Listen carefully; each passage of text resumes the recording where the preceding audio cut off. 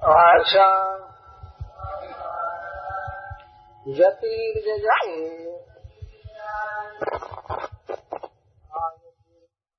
सदिने नहुषस्यासान् इन्द्रियाणिवदेनः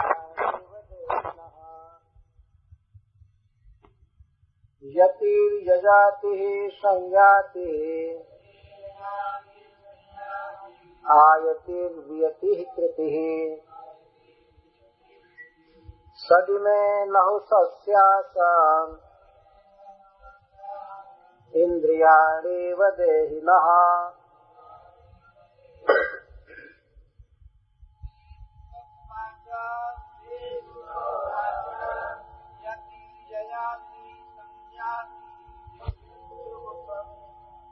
जतिः जजातिः संयातिः आयतिः वियतिः कृतिः षट् छः इन्हें ये नहुष महाराज के आसन थे, पुत्र थे। इंद्रियाणी मन सहित 6 ज्ञानेन्द्रियां एवं जथा देहिनः जीव के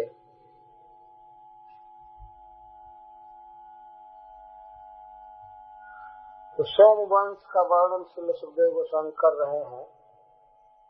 उस वंश का क्रम इस प्रकार से है। श्री भगवान तत्पश्चात ब्रह्मा जी, अत्रि, सोम, बुध, पूर्वा, आयु और नहुष। अब नहुष महाराज के वंश का वर्णन किया जा रहा है, पुत्रों का वर्णन। नहुषस्य इमे षड आसन। नहुष महाराज के ये 6 थे, हैं। पुत्रा नहीं कहा गया इसमें। नहुष महाराज के ये 6 हैं। आज भी लोक में किसी बच्चे से पूछा जाता है किसके हो, तो समझ जाता है कि पिता का नाम पूछ रहे हैं। ये नहीं पूछना पड़ता है किसके पुत्र हो। अगर यह पूछिए बच्चे से किसके हो तो समझ जाएगा पिता का नाम पूछा जा रहा है। पिता के साथ बहुत घनिष्ठ संबंध है पुत्र का, इसीलिए संबंधवाचक क्रिया का प्रयोग किया जाता है और कर्म का प्रयोग न भी किया जाए तभी वो समझ लिया जाएगा।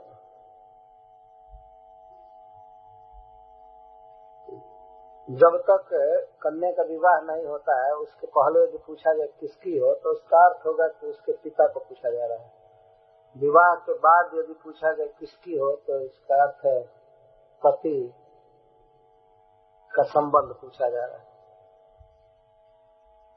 तो यहाँ पर श्री सुखदेव गोस्वामी पुत्र शब्द का प्रयोग नहीं कर रहे हैं, कहते हैं नहुषस्य इमे षड आसन। नहुष महाराज के ये 6 थे।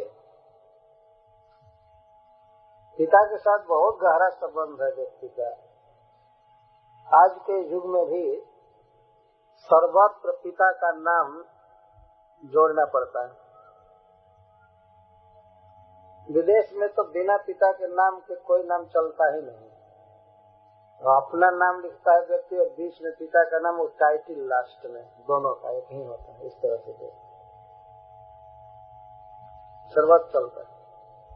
भगवान श्री राम से भी पूछा जाता था कि आप कौन हैं, तो पितु समेत लीन निज नाम। पिता का नाम बोल करके अपना नाम बताएं।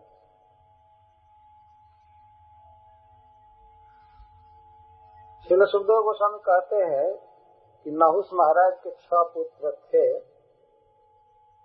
उनके नाम इस प्रकार से हैं: यति, यजाति, संयाति, आयति, वियति और कृति।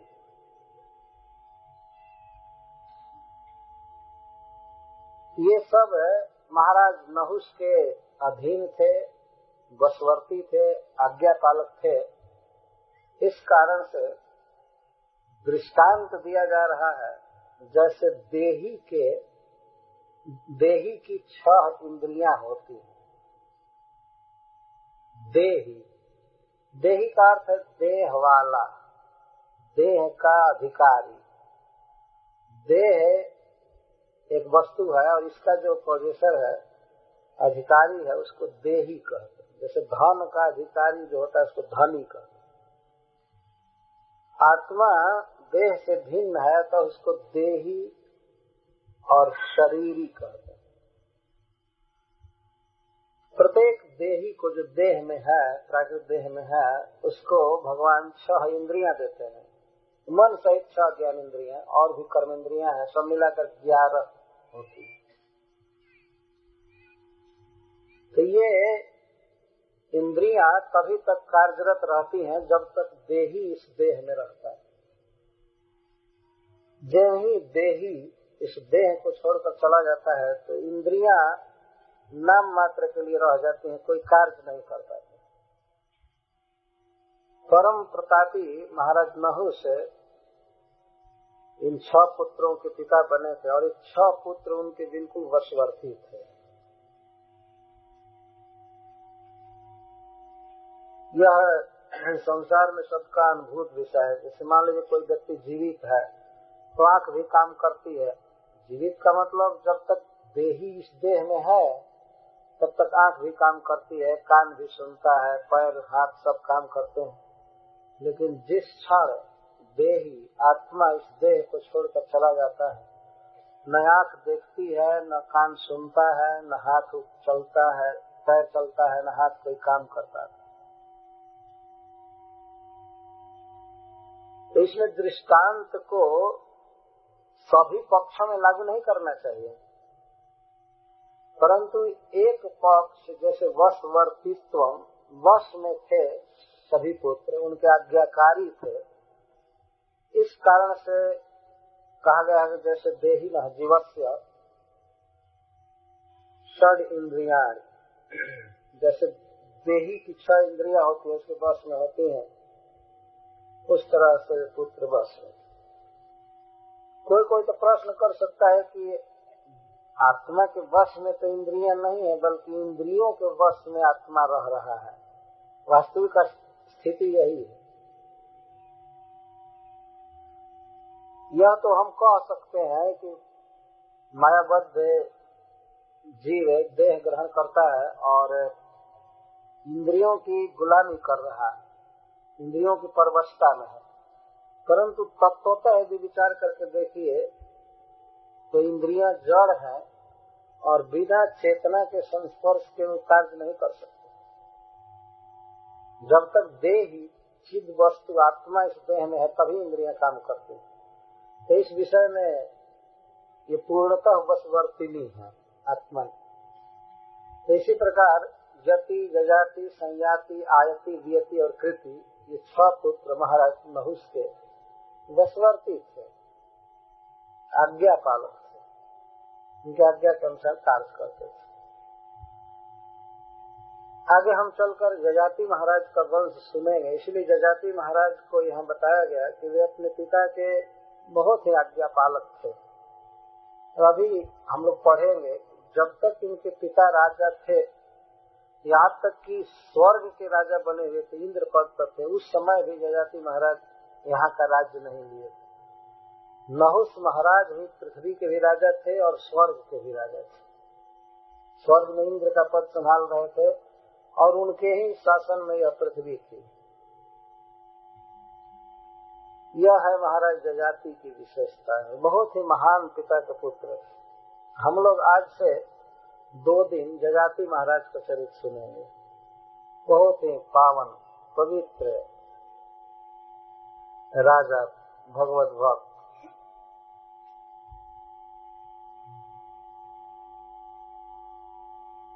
ज्येष्ठ पुत्र थे यति और दूसरे पुत्र थे यजाति।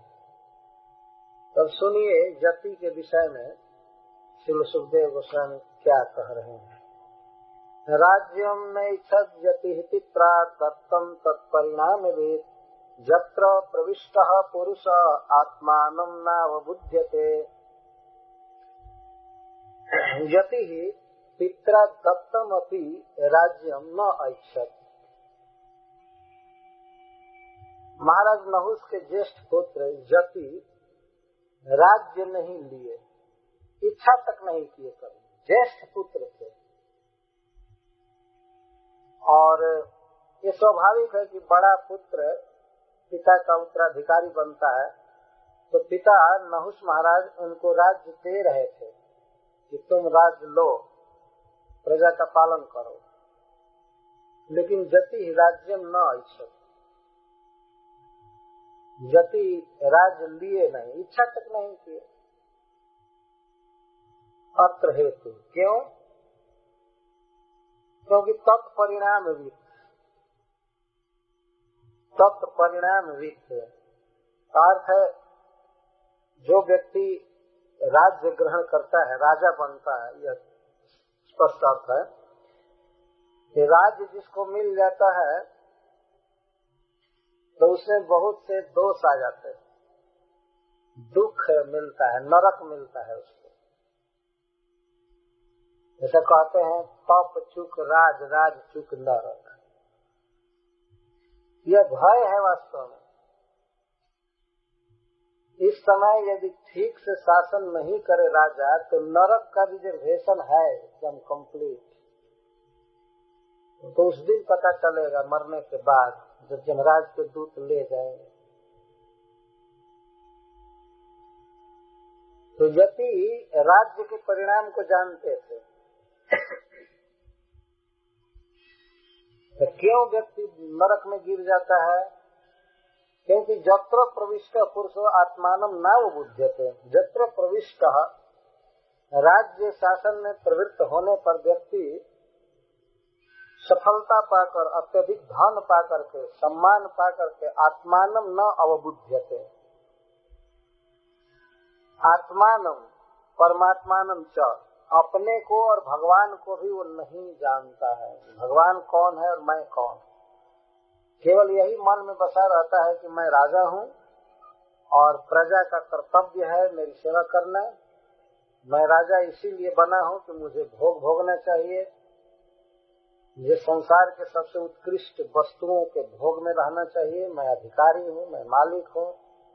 और इस कारण से वह आत्मा के स्वरूप को भी नहीं जान पाता है कि वास्तव में आत्मा इस देह से भिन्न है और इस जगत के व्यवस्थापक श्री भगवान जीने का कुछ नियम बनाया है, खाने का, पीने का, रहने का, और हमारा कोटा बनाया है कि इतना ही खाना है, इतना ही करना है, ये नियम करना है।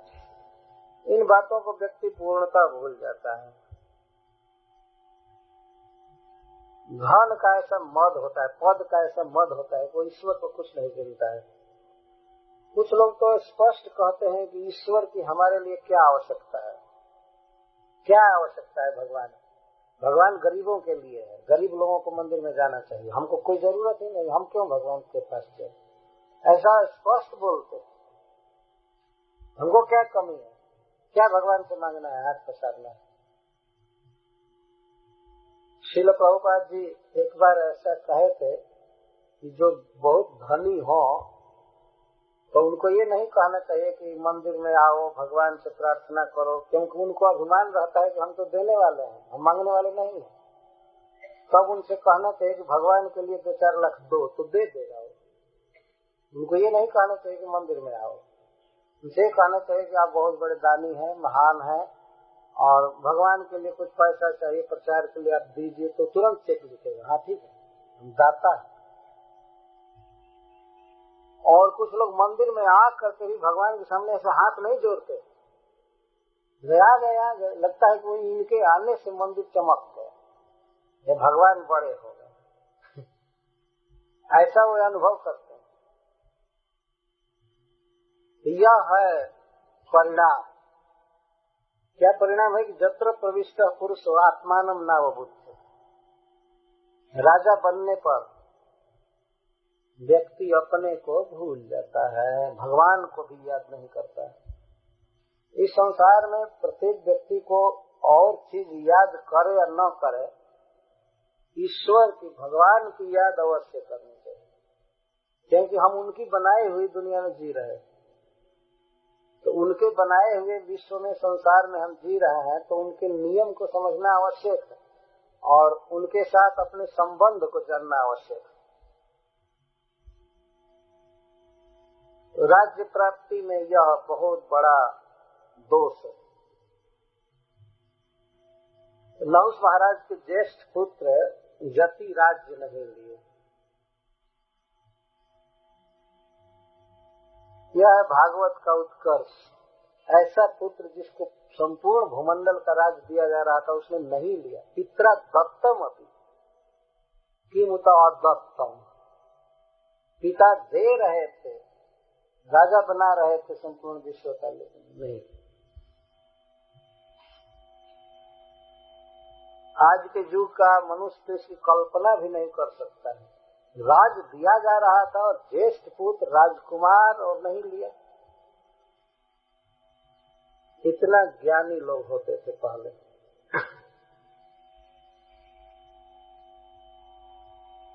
आधुनिक युग में तो किसी को कुछ दीजिए, कई पुत्र हों और एक पुत्र को कुछ ज्यादा दे दे पिता, तो इसी पर बहुत दुख लगता है दूसरे भाइयों को, मेरा इतना है, मेरा इतना है, मुझे ये चाहिए, मुझे ये चाहिए। लेकिन ऐसे ऐसे पुत्र हुए कि सारा भूमंडल छोड़ करके वन में चले गए, राज्य लिए ही नहीं। श्रीमद् भागवत का विधेय यही है कि भोगों को त्यागा जाए, भगवान में मति को रखा जाए। तो जो बात महाराज जति के लिए सत्य है, वो सबके लिए सत्य है। भले कोई राज्य के परिणाम को समझे या न समझे, लेकिन परिणाम तो होगा। तो जति धन्य थे जो समझ गए कि राजा बनना आत्मपात करना है, नरक में जाना पड़ेगा, दुख भोगना पड़ेगा, अज्ञान में रहना पड़ेगा, इसलिए वे राज्य नहीं।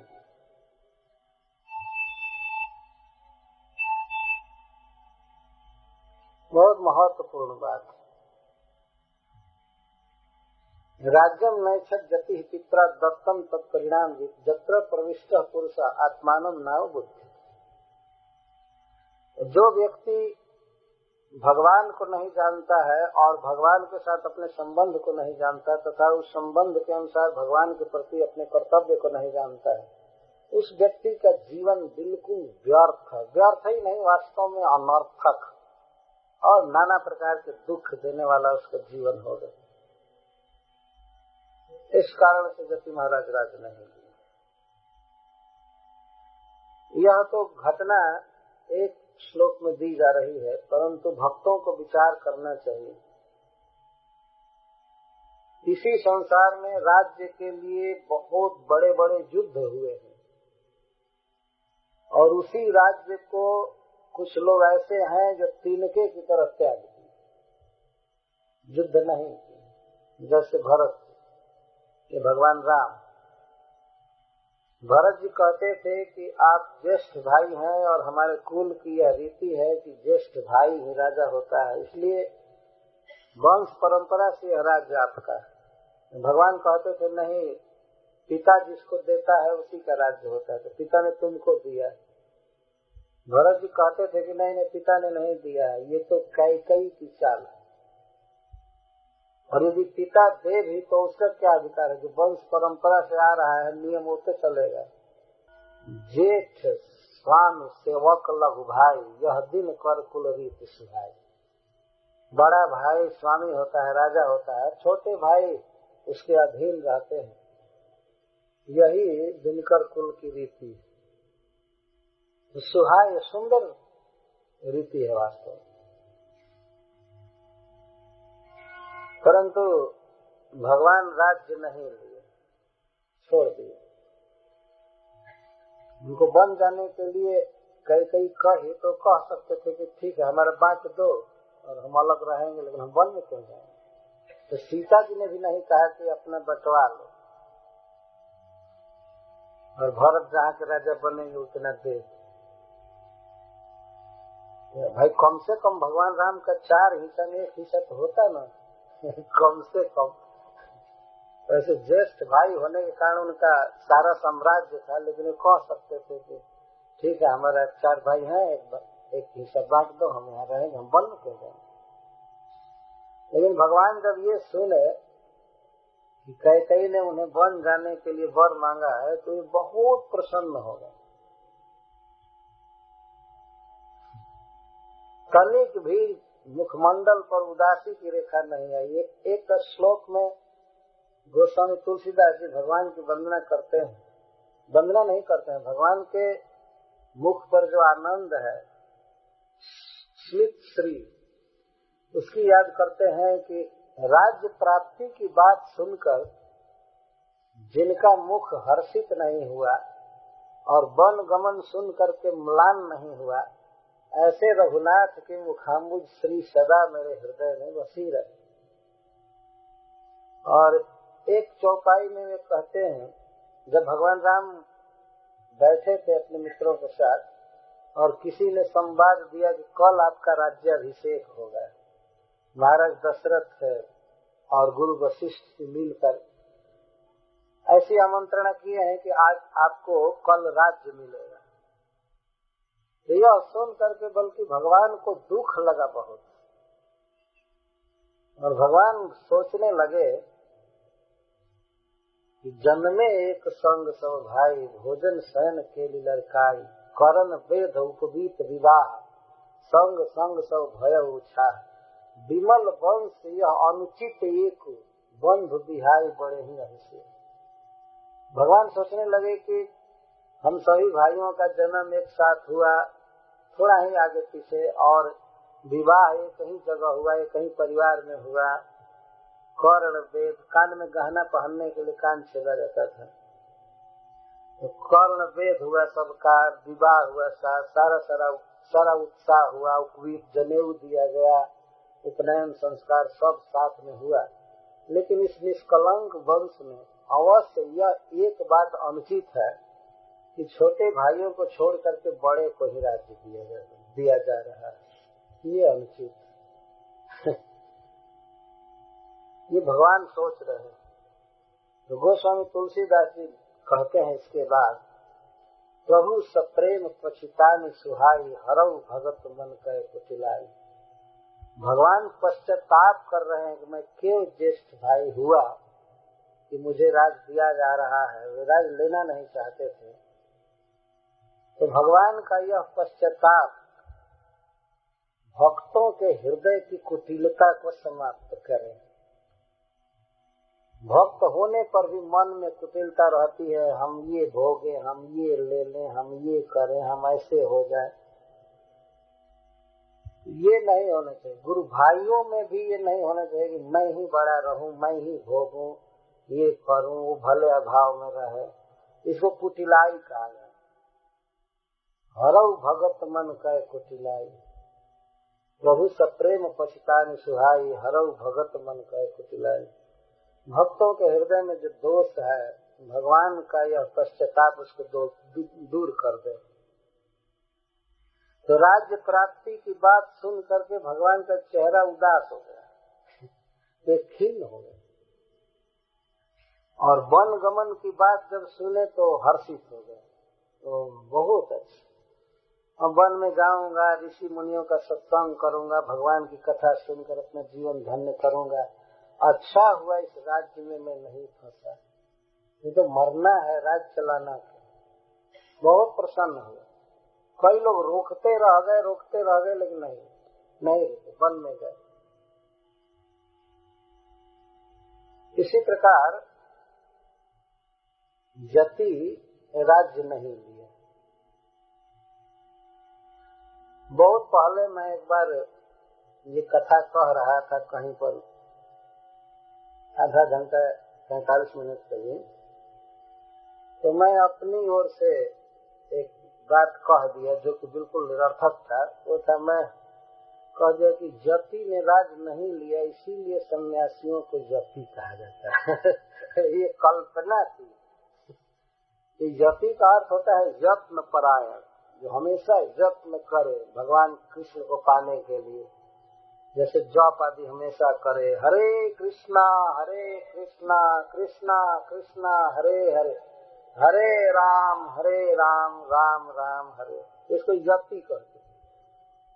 परंतु बाद में सन्यासियों के लिए, दंडधारियों के लिए यति शब्द एक रूढ़ हो गया। जैसे साधु शब्द का अर्थ होता है अच्छा व्यक्ति, तो उसमें गृहस्थ वानप्रस्थ सन्यासी का भेद नहीं है। लेकिन आज के युग में यदि साधु शब्द कहिए तो साधु शब्द माने जरूर गेरुआ कपड़ा अथवा दाढ़ी बढ़ाया हुआ या चिमटा लिया हुआ या कमंडल लिया हुआ, तिलक खूब मोटा मोटा किया हुआ, यही लोग समझेंगे साधु का माने। ये नहीं समझते है गृहस्थ को भी साधु शब्द से कहा गया। तो यति का अर्थ भी यही होता है। भगवान ने तो गीता में, भागवत में कहा गया है कि बेणु भीर में भवे जति। बांसों से कोई सन्यासी नहीं बनता है कि 3-4 बांस सजाया और कपड़ा में मोड़ करके टांग कर चल दिया, बस नमो नारायण सन्यासी हो गया।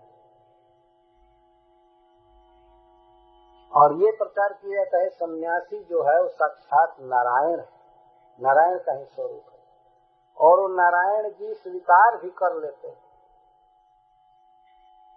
तो नमो नारायण मैंने हे नारायण आपको नमस्कार है। भगवान का नाम बोलो तो ठीक है, जैसे हम लोग बोलते हैं हरे कृष्ण, तो कभी कभी लोग चकित हो जाते हैं। कोई व्यक्ति प्रणाम करते हैं जान करके कि ये भी वैसे ही सन्यासी हैं, तो नमो नारायण, और तो हम लोग कहते हैं हरे कृष्ण। अच्छा हरे कृष्ण, तो कभी कभी कोई पूछते आप इस्कान के हैं क्या?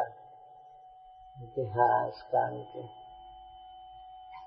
हम लोगों का क्रांतिकारी विचार ये चैतन्य महाप्रभु से चला है, क्रांत करना, जो रूढ़ है परंपराएं हैं उनका अतिक्रमण करना।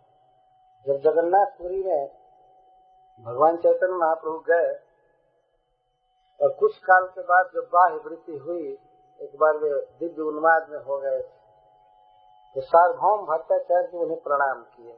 सार्वभौम भट्टाचार्य बहुत ही बड़े विद्वान पुरुष थे, महाराज प्रताप रुद्र के ये गुरु थे और वेदांत के परम विद्वान थे, गृहस्थ। तो गृहस्थ होने के कारण उन्हें सन्यासी को प्रणाम किया चैतन्य महाप्रभु। जब वे प्रणाम किए नमो नारायण कह करके, चाहे जो भी कहे होंगे उस समय, तो भगवान श्री चैतन्य महाप्रभु कहते हैं कृष्णे मति रस्तु। इतने पर वे समझ गए, तो समझ गए कि वैष्णव सन्यासी है। कृष्णे मति अस्तु, कृष्णे मति रस्तु, आपकी मति कृष्ण में रहे। बहुत सुंदर आशीर्वाद। तो इतने पर समझ गए कि ये तो शंकराचार्य के मत के सन्यासी नहीं है, जो कि बाहर से देखने में लग रहा था कि शंकराचार्य के मत के हैं, परंतु आशीर्वाद दिए कृष्ण मति रस्तु, तो इस पर चकित हो गए। बाद में परिचय हुआ, विचार होने लगा। तो सदा के लिए चैतन्य महाप्रभु के चरणारविंद के मधुकरपन सदा के लिए। दुनिया का एक माना हुआ विद्वान भगवान चैतन्य महाप्रभु को समझ गया कि ये श्री कृष्ण है, ये भगवान।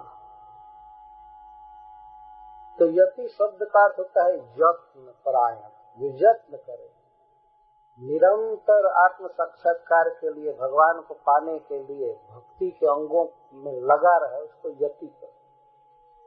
पर बहुत काल से ही यह रूढ़ अर्थ सन्यासियों के लिए चलता है।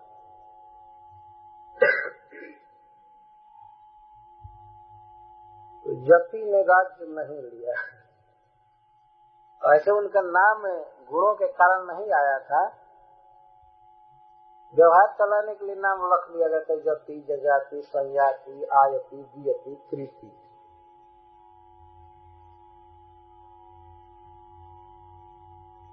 इस श्लोक की व्याख्या बहुत की जा सकती है और जितना ही किया जाए उतना ही थोड़ा है, और विशेष करके भक्तों के लिए यह बहुत ही उपाध्याय बात।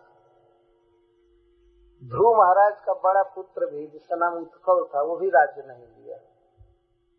चौथे स्कंध में कथा है। राज्य नहीं लिया।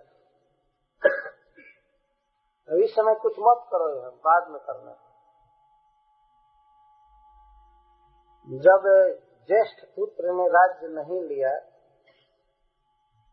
तब राज्य के अधिकारी हुए जजाति महाराज, परंतु जजाति महाराज भी पिता के द्वारा राज्य दिए जाने पर कुछ काल तक नहीं लिए। कब तक? जब तक इनके पिताजी इंद्र पद पर थे तब तक राज्य नहीं हुआ।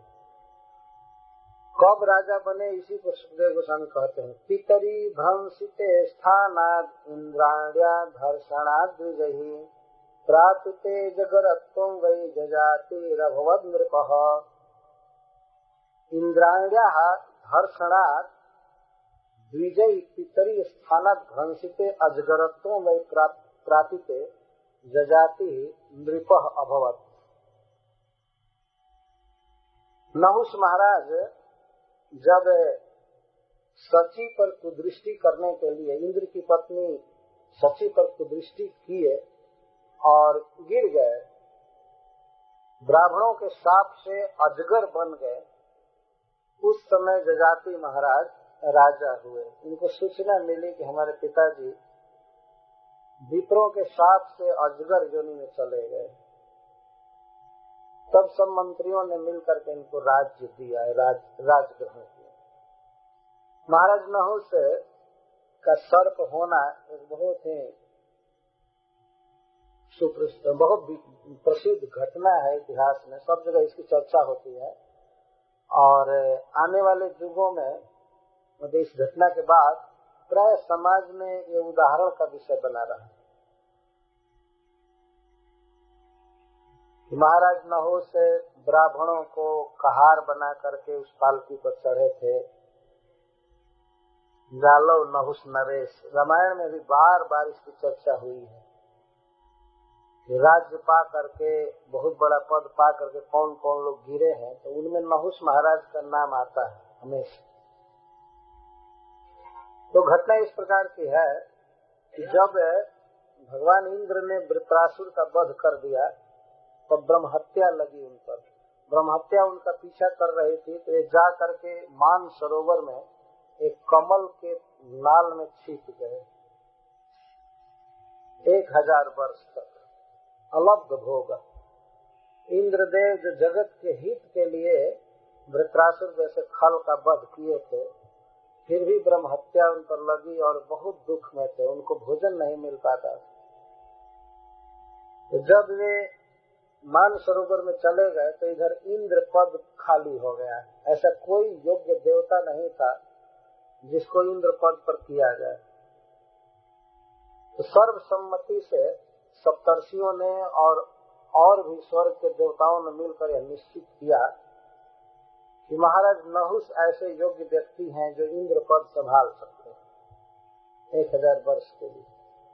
तो वे लोग पृथ्वी पर आए और नहुष महाराज से प्रार्थना किए कि आप हमारी रक्षा कीजिए, दैत्य हम पर आक्रमण करते हैं, आप हमारा पद संभाल, इंद्र देव के पद पर हो करके आप हमारी रक्षा कीजिए। नहुष महाराज चले गए, उनकी प्रार्थना को स्वीकार किए, उनका पालन पोषण किए। परंतु लगभग जब 1000 वर्ष बीतने वाला था तो इनके मन में बड़ा अभिमान आ गया। पृथ्वी का मानव स्वर्ग में देव शिरोमणि बना और इसी शरीर से प्राय इस संसार में जो मनुष्य शरीर से यज्ञ करते हैं, तप करते हैं, दान करते हैं, सफल होते हैं, उनको इंद्र पद मिलता है, उतनी योग्यता होती है। परंतु जब वे इंद्र बनते हैं तो मनुष्य शरीर छोड़ करके जाते हैं, देवता शरीर से इंद्र पद पर बैठते हैं। परंतु महाराज नहुष इसी शरीर से स्वर्ग गए और इंद्र बने। इस संसार में भोगों का, पद का, धन का ऐसा स्वभाव है कि व्यक्ति उसके संसर्ग में अंधा होकर कहीं रहेगा, विवेकहीन हो जाएगा। महाराज नहुष के गुणों का वर्णन किया गया है। एक राजर्षियों में थे, बहुत अच्छा स्वभाव था इनका, परंतु जब इंद्र के पद पर हो गए तो वह छत्र, वह चामर और देवताओं के बीच में सबसे बड़े आसन पर बैठना सब लोग आज्ञा पालन करते थे। धीरे धीरे इनके भीतर अविवेक आ गया और इनके मन में यह आया कि मैं इंद्र हूँ और इंद्र जिन जिन वस्तुओं का उपभोग करते थे रखते वो इनकी सेवा में हाजिर रहती थी वस्तु। तो होते होते इनके मन में यह दुर्विचार आया कि जब मैं इंद्र हूँ तो इंद्र की पत्नी मेरी पत्नी है। यह राज्य भोग का परिणाम था। आपने सुना कि तत्परिणाम वित्त, और वह भी देवताओं में श्रेष्ठ पद। तो पृथ्वी का गया हुआ क्षत्रिय वहाँ तो विवेक खो दिया और सब चीज कर रहे थे। ठीक है, उचित है, इंद्र थे ही, लेकिन इंद्र की पत्नी सची को इन्होंने एक दिन आज्ञा दिया कि मैं इंद्र हूँ, इसलिए इस समय तुम मेरी पत्नी हो और मेरी सेवा में तुमको उपस्थित होना पड़ेगा। इसका अर्थ है कि उस लोक में उस पद से, धन से अभिमान बढ़ गया और इन्होंने चाहा कि उसके साथ संग करें। तो वह तो बेचारी महाराज नहुस के प्रस्ताव को सुनकर घबरा गई और उस दशा में पति थे नहीं अपने पास और कोई मदद कर नहीं सकता था। तो उस विपत्ति में वह अपने गुरु बृहस्पति जी की शरण में रो रो करके कहने लगी। ये एक जगह पर विस्तार से कथा है। रो रो करके कहने लगी, गुरुदेव आज मेरी रक्षा करने वाला कोई नहीं है, मेरे पति विपत्ति में हैं, आप मेरी रक्षा कीजिए। तो बृहस्पति जी बहुत ही चतुर थे। उन्होंने कहा कि ठीक है, तुम उसके प्रस्ताव को स्वीकार कर लो, लेकिन एक शर्त करो और यह कहो कि हे नहुस महाराज, आप इस जगत में सबसे बड़े हैं, तो इस कारण से आप सप्तर्षियों से भी बड़े हैं। 7 जो ब्राह्मण हैं बहुत पूज्य, उनसे भी बड़े हैं, तो मैं आपको तभी इंद्र मानूंगी, बड़ा मानूंगी और आपके प्रस्ताव को मैं स्वीकार करती हूँ जबकि सप्तर्षियों को अपनी पालकी में कहार बना करके आप मेरे पास आए, तब मैं समझूंगी कि आप बड़े हैं, मैं आपको स्वीकार कर लूँ। इतना सुने तो नहुस महाराज तो कामांध हो रहे थे। उन्होंने कहा बस इतनी बात। उन्होंने तुरंत सप्तर्षियों का आज्ञा किया, पालकी में लगो और मुझे ले चलो। इतना अविवेक है। जिनके चरणों की वो वंदना करते थे रोज, उनको कहने लगे कि पालकी धो। अब वे क्या करें सप्तर्षि लोग? तैयार हुए। बृहस्पति जी ने इसीलिए बुद्धि दिया था कि वे ब्राह्मण कभी बोझा ढोए नहीं है और वो काम से उन्मत्त होकर जल्दी जल्दी चलने को कहेगा और उन पर पैर से मारेगा भी तो वे साप दे देंगे। बस उसी समय इंद्र पद पर क्या, देवता शरीर में क्या, मनुष्य शरीर में क्या, उसे सर्प होना पड़ेगा। और हुआ वही। वो तो बृहस्पति जी परम बुद्धिमान, देवताओं का गुरु तो वैसा ही होगा, महान। तो सची ने कहा तो ये ब्राह्मणों को बुलाए और कहे चलो तुम लोगों को पालकी धोना है। वे लोग ये नहीं कह सकते थे कि नहीं धोएंगे, तो धोने लगे। क्या करें, समय आने पर झुक जाना चाहिए। वे लोग जानते थे कि यह बड़ा कड़ा क्षत्रिय राजा बना हुआ, इंद्र बना हुआ है, नहीं धोएंगे तो ये तो पूरा मरम्मत कर देगा। अब क्या करें, वो लोग धोने लगे। तो बेचारे ब्राह्मण कभी पालकी नहीं धोए थे, पालकी छोड़िए साधारण बोझ भी नहीं धोए थे। और एक कमांड कह रहे थे सर्प सर्प, संस्कृत में सर्प का अर्थ होता है सर को जल्दी चलो, शीघ्र चलो। तो ये तो अब जल्दी चलने लगे। वास्तव में अपनी गति से वे सप्तर्षि लोग चलने लगे तेज गति से, लेकिन ये बहुत ही त्वरा में थे। पालकी खुली थी, आगे बैठे थे, अगस्त जी सामने थे। ये तो कह ही रहे थे और लोग धो ही रहे थे बेचारे जल्दी जल्दी, लेकिन इनको लग रहा था कि बहुत देर हो रही है, तो अपने पैर से अगस्त जी को मारे। जैसे घोड़े को कोई मारे वैसे पैर से मारे, जल्दी चलो, सर्प सर्प। अब इस पर अगस्त जी को क्रोध आ गया। उन्होंने कहा तुम सर्प सर्प कहते हो, तुरंत सर्प हो जाओ। क्रोध में, बस इतना ही काफी था कहने। अब तो महाराज नहुष की आंखें खुली, अरे रोने लगे, अगस्त जी के चरण में गिर गए थे कि मुझसे बहुत गलती हुई, क्या करूं, धन का ऐसा दोष होता है, आप मुझे क्षमा करें। लेकिन अगस्त जी ने कहा कि जो बात मुख से निकल गई, अब साप लौटाया नहीं जा सकता। तब महाराज नहुष ने कहा ठीक है, साप के अवसान की अवधि तो निश्चित कर दीजिए। आपने ये नहीं कहा है कि कितना दिन के लिए सर्प हो जाओ, तो आप हमको अंत का वरदान दीजिए, कब सर्प जोनि से मुक्त होंगे। तब अगस्त ने कहा कि देखो, जब किसी श्रेष्ठ पुरुष से तुम्हारी वार्ता होगी, वार्तालाप होगा, उस समय तुम सर्प जोनि से मुक्त हो जाओगे, और मेरे आशीर्वाद से तुमको यह स्मृति बनी रहेगी कि तुम एक दिन नहुष थे। सर्प बनने के बाद भी तुम्हारी स्मृति रहेगी। और तीसरा उन्होंने वर दिया कि दिन के छठे भाग में बलवान से बलवान जीव भी तुम्हारे पकड़ में आ जाएगा और नहीं छूट पाएगा, हाथी या सिंह कोई भी, तो तुम इस तरह से भोजन कर सकते। वो अजगर बने थे, बहुत विशाल अजगर, विचित्र अजगर, बहुत चमकते थे दूर से। इस प्रकार से साप हुआ। तो नहुष महाराज प्रतीक्षा करते रहते थे कि कब किसी श्रेष्ठ पुरुष से मेरी वार्ता होगी। ध्यान रखिए, इस संसार में बैठना हो, बात करना हो, तो अपने से चुन करके श्रेष्ठ व्यक्ति के साथ बैठना चाहिए, उससे बात करनी चाहिए। छोटे और नीच लोगों के साथ नहीं बैठना चाहिए, नहीं बात करनी चाहिए। तो नहुष महाराज प्रतीक्षा करते रहते थे। वन में अजगर बन गए थे, दुख का दिन चला। एक दिन वही व्यक्ति राजा और फिर स्वर्ग का इंद्र बना, और आज एक अजगर बन गया। यही तो आत्मा की गति है, विविध देह में जाता रहता है। बहुत काल बीत गया। आप जब पीढ़ी पर विचार करेंगे, नहुष के पुत्र जजाति के पुरु, और पुरु महाराज के बहुत बाद में महाराज युधिष्ठिर हुए।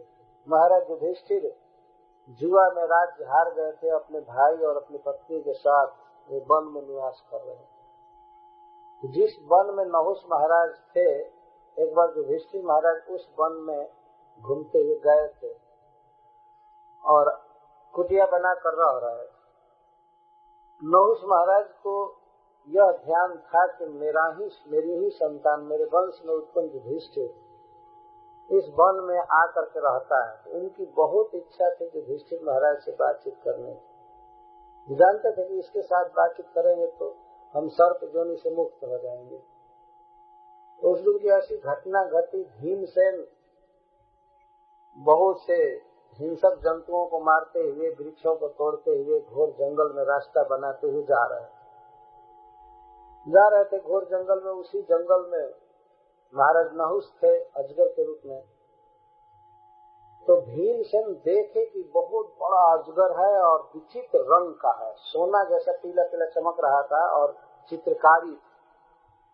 तो सोचे कि हम तो सिंहों को मार देते हैं, बड़े बड़े गजराजों को मार देते हैं, तो अजगर क्या करेगा। तो उसको चिंता नहीं की, उसके पास गए, उसको दूर करने की चेष्टा की, लेकिन वो आकर के पकड़ लिया भीमसेन। तो भीमसेन सोचे कि ये तो हमारे बाएं हाथ का खेल है, ये अजगर क्या करेगा, उसे छुड़ा करके पटकना चाहे, लेकिन वैसा जकड़ लिया कि हाथ पैर बिल्कुल जहाँ सटा था वहीं सटा रहा। अपने शरीर से उनके शरीर को जकड़ करके और गिरा दिया। लगातार प्रयास करते रह गए छूटने का, लेकिन प्रयास समाप्त हो गया, शक्ति छीण हो गई और वो गिर गए लपेट। और अपने मुख को ऐसे करके, और ऐसा लगता था कि अब खाना चालू करेगा, लेकिन खाना नहीं था। नहुष महाराज जानते थे कि ये हमारा ही पुत्र है, मतलब हमारे वंश का है। वो इसीलिए पकड़े थे कि युधिष्ठिर इसको खोजता हुआ आएगा और उसके साथ मैं बात करूंगा। तो खाए नहीं, केवल दबाए रहे। और भीमसेन जैसा बलिष्ठ व्यक्ति ऐसा लगा कि अब समाप्त हो गए, मर गए। चेतना नहीं रह गई। तो शाम को सभी भाई आए आश्रम पर, अर्जुन नकुल सहदेव आए, तो अपने गुरु धौम्य जी के साथ युधिष्ठिर महाराज बहुत चिंता में पड़ गए, भीमसेन नहीं आए। खास संध्या के समय सभी भाई आ जाते थे, लेकिन नहीं आए, तो उनको चिंता हो गई क्या बात है। तो गुरु जी के साथ खोजने चले भीमसेन को, खोजने लगे। तो भीमसेन को खोजने का उपाय ये था कि जिधर बड़े बड़े गजराज मरे हों, सिंह मरे हों, पर्वत एक तरफ से उठाकर दूसरे तरफ रख दिया गया हो, यह भीम के रास्ता की पहचान थी। तो गए देखे तो बहुत से हिंसक जंतु मरे पड़े थे, बड़े बड़े विशाल वृक्ष भी उखाड़ कर रास्ता साफ किया गया। अंत में जाते जाते महाराज युधिष्ठिर ने देखा कि मेरा भाई भयावह सर्प के चंगुल में पड़ा हुआ है, और उन्होंने यह भी सोच लिया कि सांप डस दिया है, ये मर गया है। महाभारत में महाराज युधिष्ठिर के शोक का वर्णन किया गया, देख करके दूर से भीमसेन बहुत दुखित हुए, लेकिन और थोड़ा निकट गए तो लगा कि अभी चेतना है, अभी मरा नहीं है। लेकिन ये भाव हो रहा था उनके मन में कि विष तो व्याप्त हो गया है, अब 2-4 मिनट में मर ही जाए। लेकिन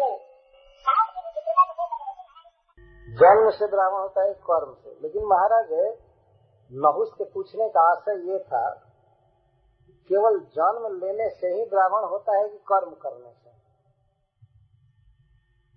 महाराज युधिष्ठिर कहते हैं कि जहाँ तक जन्म का प्रश्न है, जन्म तो सबका एक समान होता है। तो कोई ब्राह्मण है, जन्म लिया है, तो उसका जन्म भी अन्य के जन्म के समान ही होता है। माँ के गर्भ में रहना पड़ता है, अज्ञ के रूप में जन्म लेता है। बाद में जब वह ब्रह्मोचित कर्म करता है, भगवान की आराधना, उपासना, यज्ञ, ब्रह्म भाव से, उच्च विचार से, कृष्ण भक्ति से, कृष्ण भावना से गिराने वाली संसार में सबसे बड़ी वस्तु कौन है? मनुष्य के जीवन में श्रेय में बाधक क्या है? तो नहुष कहते हैं सर्प के रूप में कि महाराज, मैंने अपने जीवन में अनुभव किया है कि संसार में सबसे अधिक घातक वस्तु है धन का अभिमान। इसके समान मनुष्य की चेतना को नष्ट करने वाली वस्तु इस संसार में कोई नहीं। नारद जी ने भी कहा है, श्री मद जैसे बुद्धि को नष्ट करता है, वैसी मदिरा नहीं है, वैसी कोई वस्तु नहीं है इस संसार में। तो इस पर युधिष्ठिर महाराज कहते हैं कि आप तो अद्भुत बात कह रहे हैं। तब उन्होंने खोला, कहा कि युधिष्ठिर, तुमने सुना होगा कि नहुष नाम का एक राजा हुआ था और स्वर्ग में इंद्र बना था, और उसको अगस्त जी ने शाप दे दिया अजगर होने का। तो हाँ हाँ सुना। महाराज युधिष्ठिर यह भी कह दिए कि हाँ हमारे पूर्वज थे, मैंने सुना।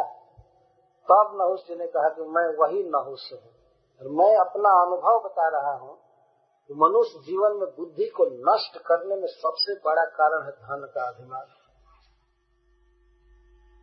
मैं अपना अनुभव बता रहा हूँ, नहुष महाराज कहते हैं।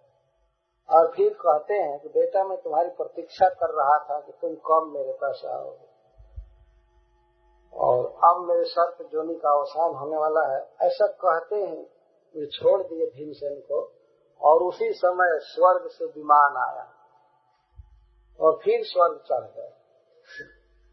युधिष्ठिर महाराज, धौम्य जी, भीमसेन देख रहे थे, और नहुष जी फिर देवता के रूप में होकर स्वर्ग चले गए।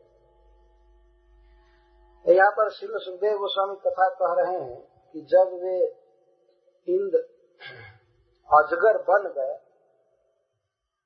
अगस्त जी के शाप से, तब जजाति महाराज राजा हुए। प्रापिते अजगरत्वं वही जजाति अभवत नृप। यह है पुत्र की सुशीलता। पिता के स्वर्ग में राजा रहते हुए भी पृथ्वी के राजा नहीं बने। राज्य ग्रहण के बाद महाराज जजाति ने अपने चारों भाइयों को 4 दिशा का राज्य दिया, उनको नियुक्त किया अपने अधीन। एक भाई, बड़े भाई तो वन में चले गए भगवान का भजन करने के लिए, जति, लेकिन 4 भाई जैसे संयाति, आयति, वियति और कृति, ये इनके अधीन थे। चतस्त्रिषु आदिशत दिक्षु, चतस्त्रिषु दिक्षु चारों दिशाओं में अपने भाइयों को आदिशत का अर्थ है आदेश दिए, नियुक्त किए। क्या आदेश दिए? प्रजा पालन का आदेश दिए। भाई राजा होता है और यदि उस अन्य भाई उसके सहायक होते हैं तो राजा बहुत ही सफल होता है प्रजा का पालन करने में। 9वें स्कंध में, इसी स्कंध में प्रश्न आया है कि भगवान श्री राम अपने भाइयों के साथ क्या व्यवहार करते थे। महाराज परीक्षित का प्रश्न है, कई बार पूछे कैसे शासन किए, क्या किए, और अपने भाइयों के साथ वे क्या व्यवहार करते थे। ये स्वतंत्र प्रश्न है। महाराज जो जाति के विषय में कहा जा रहा है कि अपने चारों भाइयों को उन्होंने 4 दिशा में राजा बनाया, को नियुक्त किया पृथ्वी का पालन करने के लिए, और स्वयं कृतदारा काव्य से विस्पर्वण शुक्राचार्य की पुत्री देवयानी से और विस्पर्वा की पुत्री शर्मिष्ठा से विवाह करके महाराज जजाति इस पृथ्वी का पालन करने लगे। उर्विन जुगों पर बहुत सावधानी से कथा सुननी चाहिए। यह नहीं कहा गया कि ये भोग भोगने लगे, पृथ्वी का पालन करने लगे। सुखदेव गोस्वामी यह कह रहे हैं कृतदार काव्य से विस्पर्वण, यहाँ भी कर्म नहीं लगाया जा रहा है, केवल संबंध परक शब्द रखा जाता है। काव्य की और विस्पर्वा की कृतदार,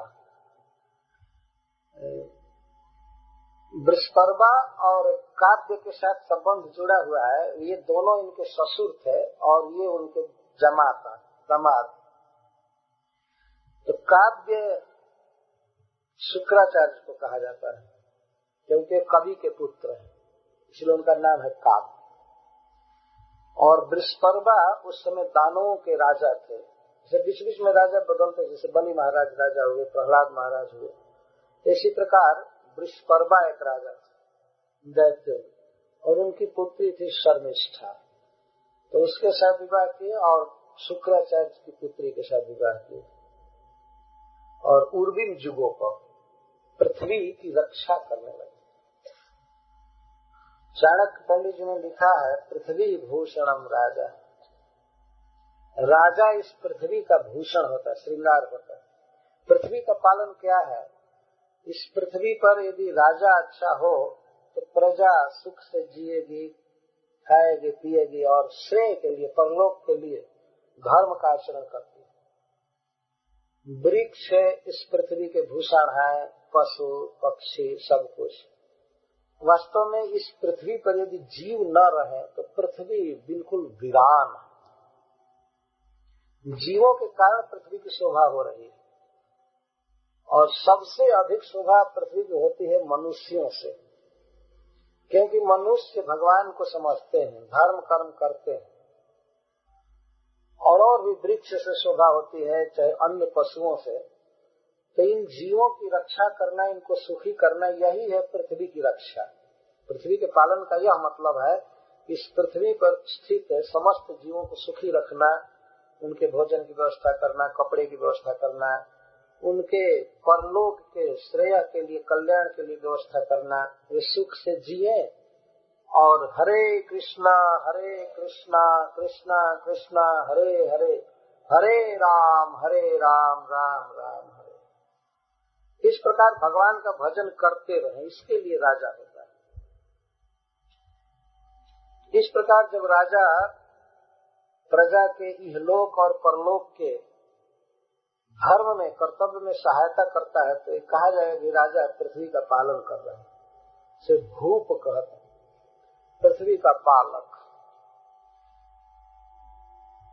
जजाति महाराज इस प्रकार पृथ्वी का पालन करने लगे। उर्विन जुगों पर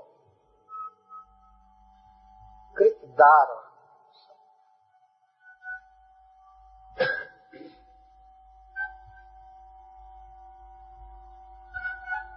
स्वयं तु काव्यस्य शुक्रस्य पर्वणो दानवस्य च कन्याभ्याम कृतदार सन उर्विन पृथ्वी जुगोप पालयामास। पृथ्वी का पालन करना राजा का कर्तव्य है, पृथ्वी का पालन करना, पृथ्वी पर स्थित जीवों का पालन करना। जब जीव सुखी रहते हैं तो माता पृथ्वी भी बहुत सुख का अनुभव करती है।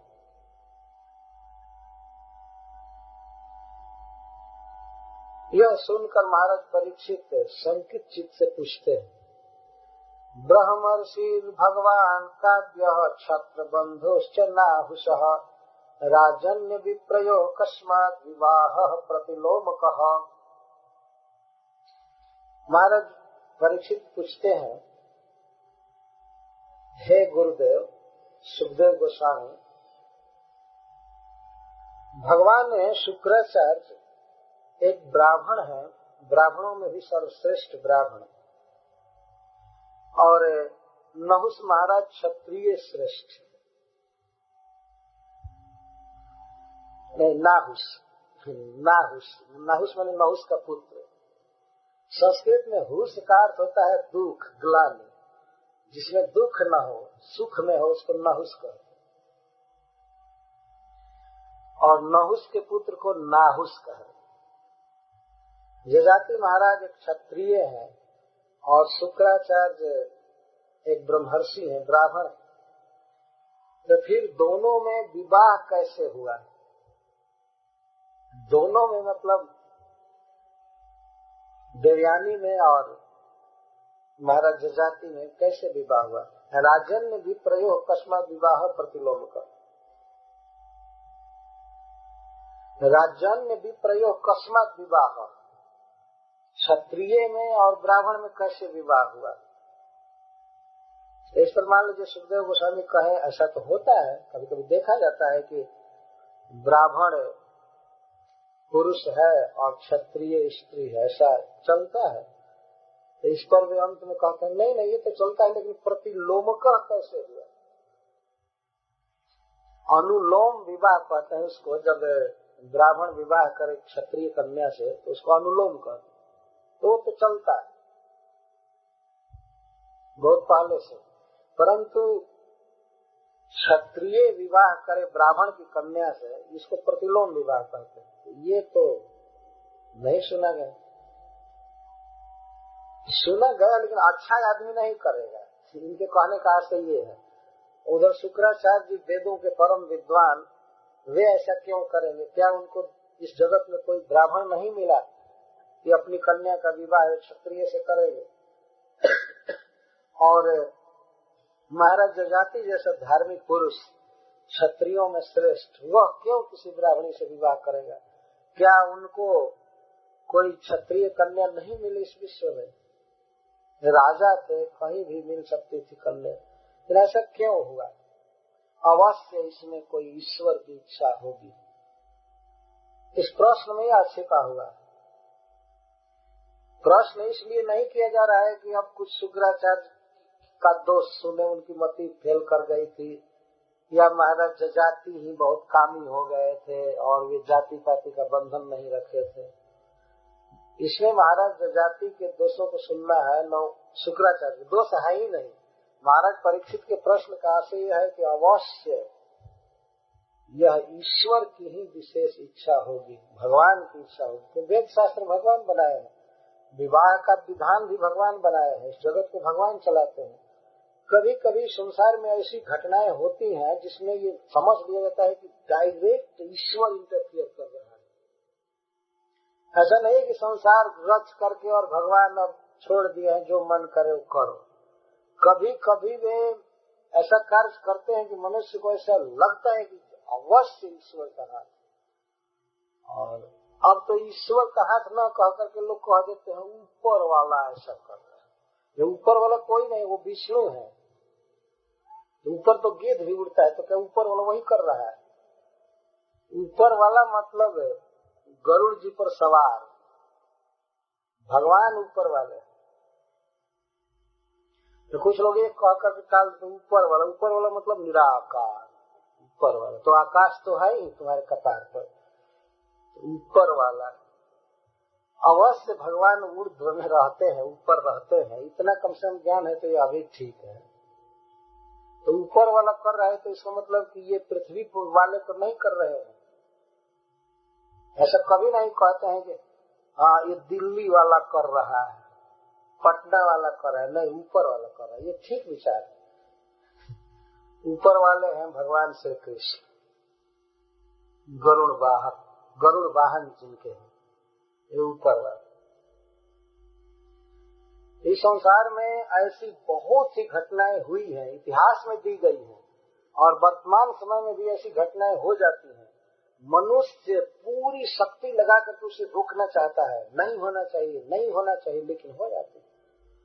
जैसे अभी अभी गुजरात में भूकंप हुआ है, किस मनुष्य की योजना थी, किस सरकार की योजना थी, या पंचवर्षीय योजना में कोई एजेंडा था क्या कि इस दिन भूकंप आएगा? नहीं था, कुछ भी नहीं, पता भी नहीं था कि ये होगा। ये है ईश्वर का विधान। ईश्वर अपनी सुप्रीमेसी को, अपनी सर्वोच्चता को इस संसार में कभी कभी दिखाता है। इतने बड़े ब्रह्मर्षि जिनके लिए भगवान शब्द का प्रयोग सुखदेव गोस्वामी कर रहे हैं। भगवान का अर्थ है परम विद्वान, सर्वज्ञ। वेदों के जितने भी विद्वान हैं उनमें सबसे पहला स्थान शुक्राचार्य का है। भगवान गीता में कहते हैं कबीना मुशला कवि, मैं कवियों में, विद्वानों में शुक्राचार्य हूँ। अब इसी से समझा जा सकता है। तो ऐसा विद्वान, ऐसा सर्वसमर्थ व्यक्ति ब्राह्मण अपनी कन्या का विवाह क्यों क्षत्रिय से किया?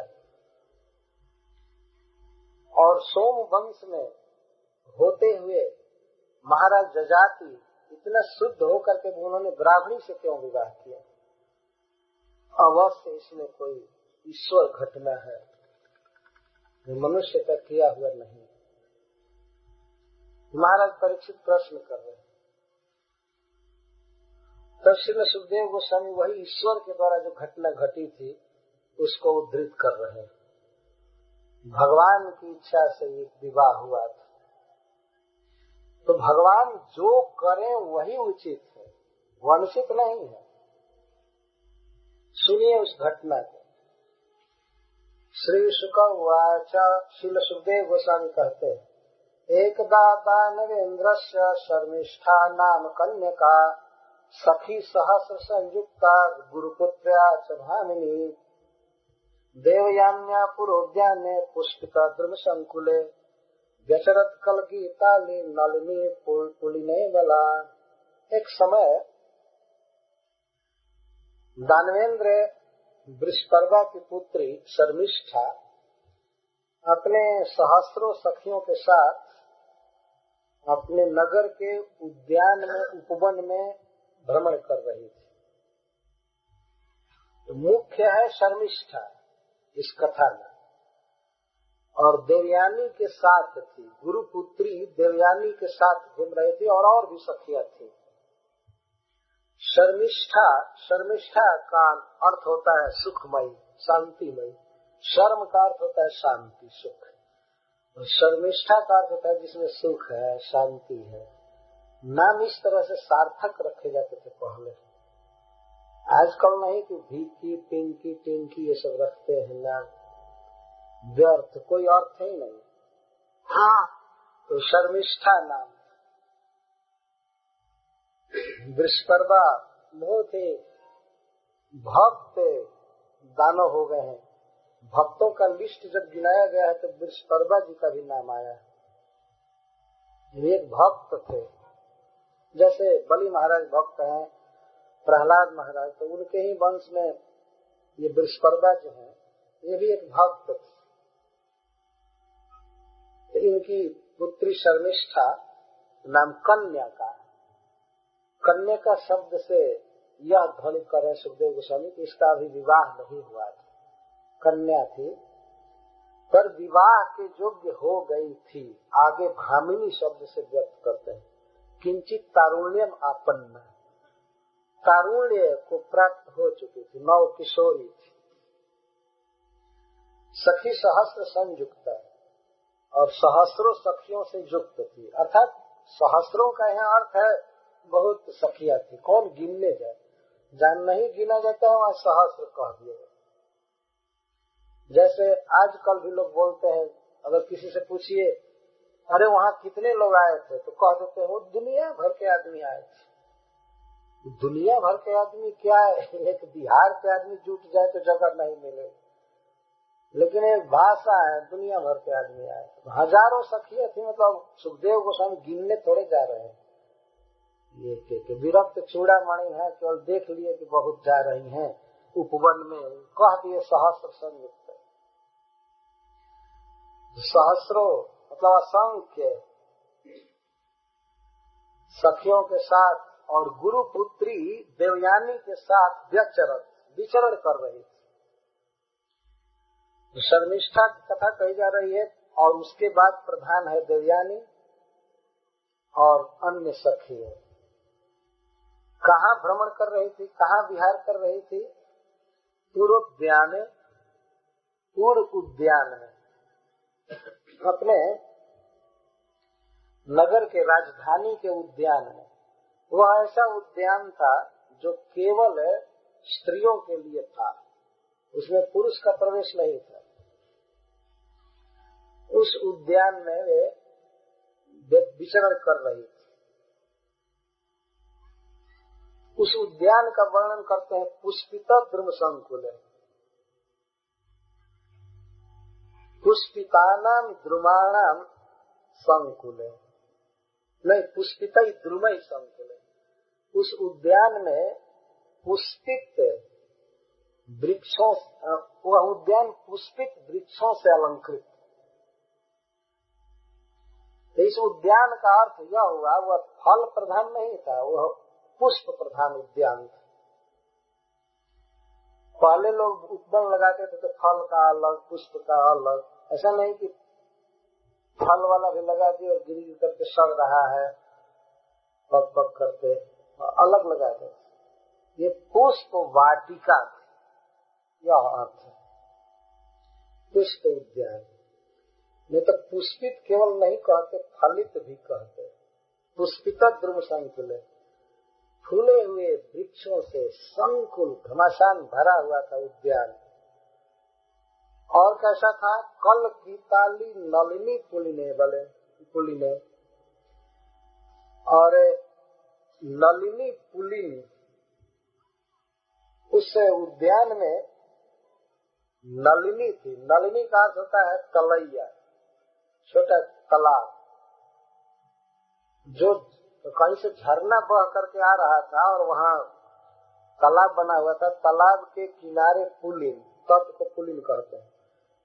तो नलिनी के पुलिन पर, अर्थात नलिनी में और पुलिन में भंवरे मधुर स्वर से गा रहे थे। यह उपलक्षण है, इससे समझ लेना चाहिए। पक्षी भी गा रहे थे और सब गा रहे थे, भंवरे गुंजार कर रहे थे। और ऐसे सुंदर सुगंधित पूर्वोद्यान में, उपवन में वह अबला शर्मिष्ठा विचरण कर रही थी। तो शर्मिष्ठा को श्री सुखदेव गोस्वामी यहाँ 3 विशेषण दे रहे हैं, कन्यका, भामिनी और अबला। इन तीनों के कुछ अर्थ हैं। कन्यका का अर्थ है अविवाहिता, भामिनी का अर्थ है ज्योति हो चुकी थी, विवाह के योग्य, और अबला का अर्थ है सुकुमारी। विचरण कर रहे थे। जलाशयमासाद्य कन्या कमल लोचना तीरे न्यसदुकूलानि विजर्हो सिंचतिर्मिथा। देखिए ईश्वर का विधान। अब तक कभी भी शर्मिष्ठा या देवयानी आदि कन्याओं ने कहीं नग्न स्नान नहीं किया था। तो कुछ ईश्वर का विधान होता है। ये लोग देख रही थी, भ्रमण कर रही थी। तो वे कन्याएं कमल लोचना, परम सुंदरी कन्याएं। श्रील सुखदेव गोस्वामी केवल आंखों का वर्णन कर रहे हैं, तो उसके द्वारा उनके समस्त सौंदर्य का निरूपण। कमल नयना वे कन्याएं, शर्मिष्ठा प्रधान कन्याएं जलाशय के पास आई घूमते घूमते, और अकस्मात उनके मन में स्नान की इच्छा हो गई। तो घर से वे स्नान करने के लिए नहीं चली थी, परंतु मन में हो गया कि यहाँ स्नान करें, जल विहार करें। तो अपने वस्त्रों को रख दी तीर पर और जल में प्रवेश करके एक दूसरे को सींचने लगे। मतलब एक कंपटीशन हुआ, जल उलीचना, सींचना। इस तरह से वे सुख मनाने लगे। स्नान कर रही थी, एक दूसरे पर पानी उलीच रही थी। मिथक परस्पर। अब यह तो अकस्मात बिना योजना के, बिना संकल्प के स्नान की बात आई। अब दूसरी ईश्वर की घटना देखिए। ईश्वर ही बैल पर चढ़कर उसी मार्ग से आने लगे, जबकि पुरुषों के लिए निषेध था। भगवान शिव गिरजा जी के साथ नंदीश्वर पर चढ़कर आने लगे और उन लड़कियों ने देखा कि वो इसी रास्ते से आ रहे। तो साधारण पुरुष भी यदि वहां आ जाता तो वे लोग तो घबरा जाने वाले थे और वस्त्र पहन लेते। लेकिन जब उन कन्याओं ने देखा कि भगवान शिव आ रहे हैं तो भय हो गया।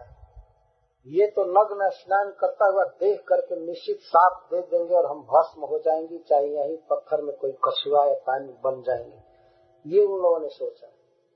तो घबरा गई और निकल करके वस्त्र पहनने लगे। पहनने की फुर्सत नहीं थी, भगवान शिव आ रहे थे निकट। तो किसी तरह अपने शरीर को ढक करके झुरमुट में, घाटों में इधर उधर बैठ गए लज्जा बचाने के लिए। ये नग्न स्नान सामाजिक अपराध तो है ही, देवताओं का भी अपराध है। और उन कन्याओं ने कभी सोचा भी नहीं था कि इधर कोई पुरुष आ जाएगा, तब तक उधर पुरुष शिरोमणि आ गए। देखिए ईश्वर का विधान। क्या भगवान शिव को कोई दूसरा रास्ता नहीं था लेने का? साधारण मनुष्य भी पहले सोचेगा कि ये रास्ता किधर जा रहा है, इधर जाना चाहिए, नहीं जाना चाहिए। सब कुछ पर विचार करना चाहिए ना। बस में लोग बैठने जाते हैं, देखते हैं कि महिला सीट खाली है, लेकिन नहीं बैठते हैं कि कोई आगे आ जाएगी, चढ़ेगी, तब क्या करूँगा, फिर खड़ा होना पड़ेगा। फिर क्या भगवान शिव को ये विचार नहीं आया कि इस वाटिका के पास नहीं जाना चाहिए? नहीं, यही तो भगवान कृष्ण की घटना है, यही विष्णु की माया है। भगवान शिव को भी ये विचार नहीं आया। कभी उस पथ से वो नहीं आए थे, लेकिन उस दिन आने लगे। और नंदीश्वर जी आकाश मार्ग से चलते हैं सर्वदा विमान की तरह, लेकिन उस दिन पृथ्वी पर चलने लगे, उस वाटिका में आने लगे। वीक्ष्य व्रजंतम गिरिशम सह देव्या वृषस्थितम सहसोत्तीर्जवासंसि पर्यधुर्व्रीडिता स्त्रियः। व्रजंतम गिरिशम और कथम भूतम वृषस्थितम और सह देव्या, देवी के साथ, माता पार्वती के साथ वृषभ पर चढ़कर भगवान शिव व्रजंत वो आ रहे थे उसी रास्ते।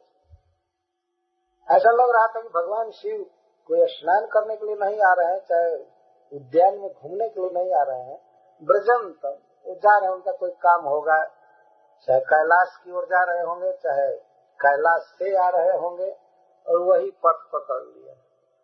ध्यान रखना चाहिए कि यह भी एक ईश्वर की घटना थी। तो व्रीडिता, उनको देखकर तो कन्याएं लज्जित हो गई और सहसा का अर्थ है अकस्मात, यह भी एक ईश्वर का विधान है। सहसा निकली और निकल करके वे वस्त्र धारण करने लगी, ढकने लगी लज्जा। उसी समय एक घटना घटी कि शर्मिष्ठा नहीं पहचान पाई कि यह साड़ी देवयानी की है। देवयानी की साड़ी को उसने अपने शरीर पर धारण कर लिया, पहन नहीं पाई। पर यदु का अर्थ है वो ढक ली और बैठ गई। शर्मिष्ठा अजानती वासो गुरुपुत्र्या समभ्य स्वीय मत्वा प्रकुपिता देवयानी दम अप्रिय। जो जो घटनाएं हो रही हैं सब भगवान की इच्छा से हो रही है। तो शर्मिष्ठा नहीं जानती थी कि यह मेरे गुरुपुत्री देवयानी की साड़ी है। इसे सिद्ध होता है कि शर्मिष्ठा और देवयानी की साड़ी का रंग एक ही रहा होगा, इसीलिए तो भ्रम हुआ। तो बेचारी नहीं जानती थी और लज्जा बचाने के लिए उसने सोचा कि स्वीय मत्वा, यह मेरी साड़ी है, अपना साड़ी समझ करके उसको ओढ़ ली, लज्जा बचाई। ऐसा हुआ और देवयानी ने भी अपनी लाज बचाई जैसे तैसे, और सखियों ने। और जब भगवान शिव पार हो गए, इसके बाद अब देवयानी क्रोधित होकर के बोली। आपने सुना था कि सखियां बहुत प्रेम से घूम रही थी, सरोवर में विहार कर रही थी, और उसके पहले उद्यान में घूम रही थी। कितना प्रेम का दृश्य था, स्नेह था, शर्मिष्ठा की भी भावना थी कि मेरे गुरु की पुत्री है, मेरी पूज्या है। और देवयानी की भी बुद्धि थे कि राजा की पुत्री है, राजकुमारी है, मेरे आदर का पात्र है। लेकिन जो ईश्वर का विधान होने वाला होता है, हो करके रहता है। अकस्मात देवयानी के मन में क्रोध हो गया और वो क्रोध में बोलने लगी, अहो निरीक्षता मस्या दास्या कर्म ह्यसाम प्रथम। अब कलह छिड़ गया। कलह का कारण क्या कहा जाए? भगवान शिव झगड़ा लगाकर चले गए। वो न आए होते, नहीं इस तरह से कार्य हुआ होता। कुछ लोग कहते हैं कैसे हम माने कि ईश्वर की इच्छा थी? ईश्वर बैल पर चढ़ के आया, क्या उसकी इच्छा नहीं थी? क्या भगवान शिव को पता नहीं था कि ये सब हो जाएगा? सब पता था। और शिव जी तो ईश्वर ही नहीं है, महा ईश्वर है, महेश्वर। और भगवान श्री कृष्ण परमेश्वर। कहीं कहीं महाशब्द का अर्थ ठीक उल्टा होता है, जैसे महाप्रभु। महाप्रभु का अर्थ यह नहीं होता है कि वह व्यक्ति भगवान ही है। जैसे महाब्राह्मण कहेंगे तो उसका अर्थ होगा सबसे छोटा ब्राह्मण।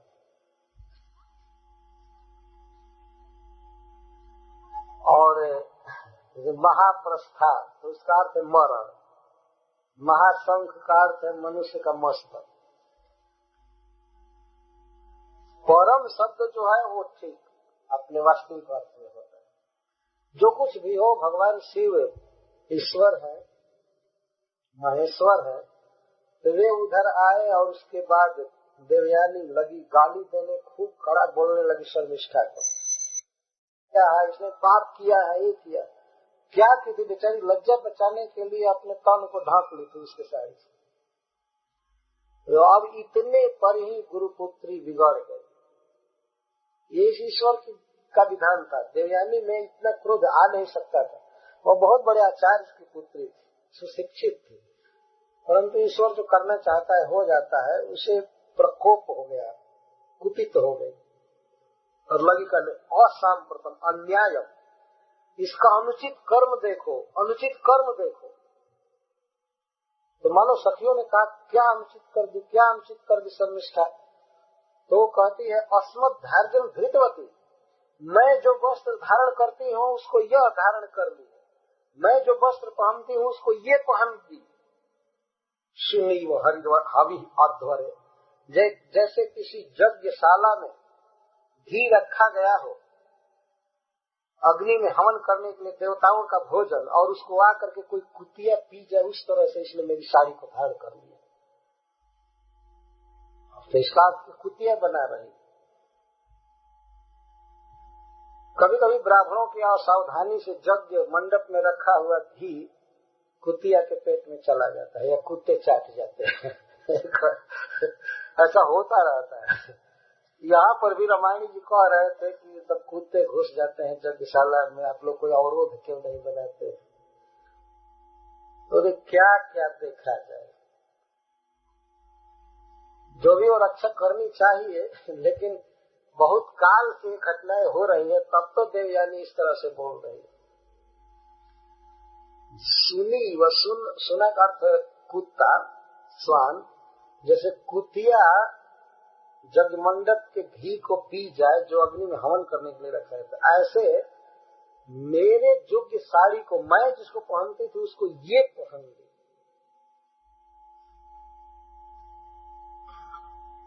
अब ईश्वर का विधान ये सब आ रहा है। यह भावना, यह गाली बहुत बड़े कलह के रूप में बदलेगी।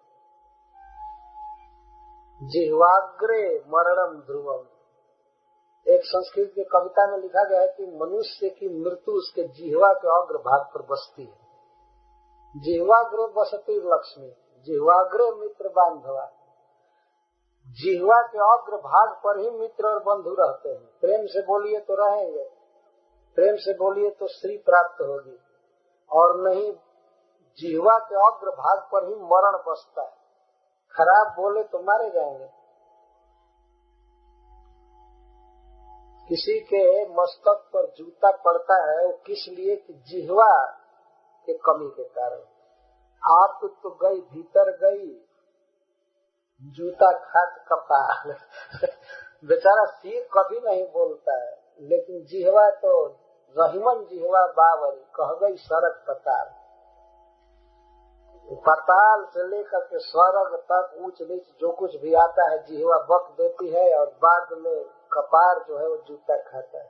तो आप तो गई भीतर गई, आप तो कहीं भीतर गई, अपने आप जो कुछ बोल करके भीतर चली जाती है और कपार पर जूता पड़ता है। देखिए देवयानी की दुर्गति आने वाली है। लोक दृष्टि से ऐसे तो इसका बहुत बड़ा भाग्य था कि इसका विवाह एक राजर्षि से होगा, परंतु वो इस तरह से बोल रही है, राजकुमारी को कुतिया बना रही है केवल साड़ी पहन लेने के कारण। अरे नई साड़ी होती और पहन ली होती तो कुछ बोलना उचित था, लेकिन इसका पहना हुआ पहन ली तो प्रसाद पहनी, क्या गलती थी?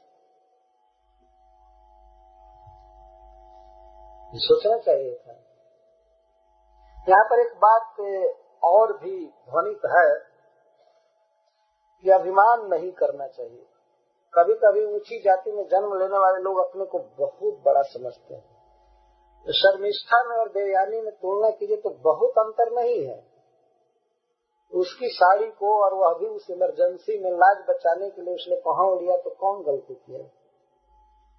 लेकिन वो प्रकुपित हो गई थी। जब व्यक्ति क्रोध में होता है तो पता नहीं चलता है क्या बक रहा हूँ, क्या कह रहा हूँ, नहीं कहना चाहिए। एक कुतिया कही कि दासी मेरी साड़ी को पहन ली, अभी चालू हुआ ये वाक्य। तो शर्मिष्ठा कुतिया बन गई और ये देवता, क्योंकि देवताओं के लिए हावी रखा रहता है। तब अपनी प्रशंसा चालू की, उसकी निंदा करके और अपनी प्रशंसा चालू की। जय रिदम तपसा सृष्टम मुखम पुंस परस्य धार्यते जय रिह ज्योति शिव पंथाश्च दर्शिता। इस श्लोक में 4 बात कह रही है देवयानी। हम लोग कौन हैं जानती हो, सब सखियों को सुना रही है। वास्तव में बहुत उचित बात बोल रही है। जय इदम विश्वम तपसा सृष्टम, इस विश्व की सृष्टि हम लोगों ने किया है। हम लोगों का अर्थ है कि ब्राह्मणों ने इस विश्व को उत्पन्न किया है और तपस्या करके उत्पन्न किया है। श्रीमद् भागवतम में लिखा गया है कि ब्रह्मा जी के पुत्रों ने तप किया, जैसे अंगिरा, भृगु, क्रतु, पुलह, दक्ष प्रजापति, मनु महाराज इत्यादि। इन लोगों ने बहुत तप किया वास्तव में, और तप करके तब शक्ति प्राप्त किया और उससे इन्होंने विश्व का निर्माण किया है। हम लोगों ने इस विश्व को जन्म दिया है। इस विश्व के जन्मदाता है, मतलब पूर्वज के भी पूर्वज। वास्तव में सृष्टि ब्राह्मणों से चली है। आज भी कोई अपने गोत्र का नाम पूछे, कोई पूछे किसी से तो बताएगा हमारे गोत्र के प्रवर्तक अत्रि जी हैं, ये वशिष्ठ जी हैं, ये अंगिरा है, भृगु है इत्यादि। ब्राह्मणों का नाम ही बताया जाता है। वास्तव में ब्राह्मण ही इस विश्व को उत्पन्न किए, तपस्या करके भगवान की भक्ति करके उत्पन्न किए। ये कहते हम लोग इस विश्व के जन्मदाता हैं और भगवान परम पुरुष विष्णु के हम लोग मुख हैं। परस्य पुंस मुख, ये है देवयानी की भाषा की उन्नति। ये भाव की कहिए। बेचारी क्रोध में है लेकिन उसके मुख से बहुत ऊंची बात निकल रही है। संस्कृत के एक श्लोक में कहा गया है कि जो श्रेष्ठ पुरुष होते हैं वे आक्रोश में हो जाते हैं, उनको कोई आक्रोशित करता है, दुख में होते हैं फिर भी वे बहुत मधुर बोलते हैं। और नीच व्यक्ति जब खुश भी रहता है, आनंद में रहता है, तब भी ऐसी बात बोलता है जो झगड़ा में भी नहीं बोलना चाहिए, कलह में भी नहीं बोलना चाहिए। आक्रोशितो सुजनो न बदत्य वाच्य, निष्पीडितो मधुर उद्भमति क्षुदंड, जैसे इक्षुदंड से गन्ना ईख पेरा जाता है, कोल्हू में पेरा जाता है गन्ना, लेकिन उस दुख में भी वो क्या उगलता है? मधुरम, मधुर रस। बहुत दुख में है, दो पिस्टल के बीच पेरा जा रहा है, लेकिन मधुर रस उगलता है। इसी प्रकार से दुख में पड़ने पर भी महान पुरुष लोग बहुत मधुर बोलते हैं, ऊंची बात बोलते हैं।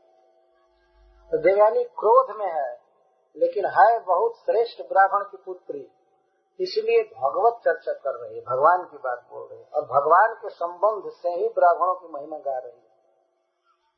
यह बहुत ही ऊंची बात है, समझदार लोग इस बात को समझ सकते हैं। कलह में भी भगवान का कीर्तन कर रही है, ब्राह्मणों की प्रशंसा कर रही है, लेकिन बता रही है कि ब्राह्मण क्यों श्रेष्ठ हैं, इसीलिए कि भगवान विष्णु से उनका संबंध। ये परस्य पुंसः मुखम, ब्राह्मण मुख है भगवान श्री कृष्ण के। भगवान को परम पुरुष कहा जाता है। भगवान भी खाते हैं ब्राह्मणों के मुख से। यदि ब्राह्मणों को खिलाया जाए घी का पदार्थ से, कोई हलवा बनावे या पूरी बनावे, और खासकर हलवा और उसमें घी टप टप टपक रहा हो, गरम गरम हलवा, और ब्राह्मण खा करके अगर तृप्ति का अनुभव करे तो भगवान तृप्त हो जाए, ऐसा भागवत में लिखा है।